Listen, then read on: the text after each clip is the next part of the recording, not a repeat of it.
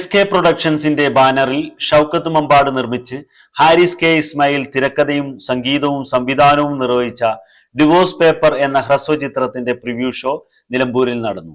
Park റെസിഡൻസിയിൽ നടന്ന show ചലച്ചിത്ര നിർമ്മാതാവും തിരക്കഥാകൃത്തും Nilambur MLA-യുമായ Aryadan Shoukath switch on നിർവഹിച്ചു.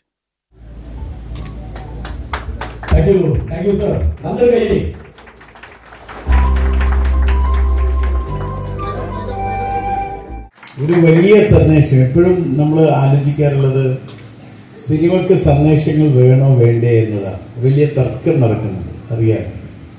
കേവലം ഇതൊരു എൻ്റർടൈൻമെൻറ്റ് മാത്രമാണ് സിനിമ എന്ന് പറയുന്ന ഒരു വിഭാഗമാണ്.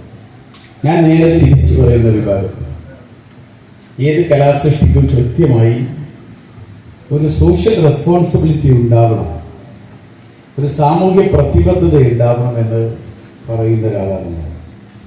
നല്ല സാമൂഹ്യ പ്രതിബദ്ധതയോടുകൂടി തന്നെയാണ് ഈ സിനിമ ആവിഷ്കരിച്ചിട്ടുള്ളത്. Cine artist Deepthi R Menon വിശിഷ്ടാതിഥിയായിരുന്നു.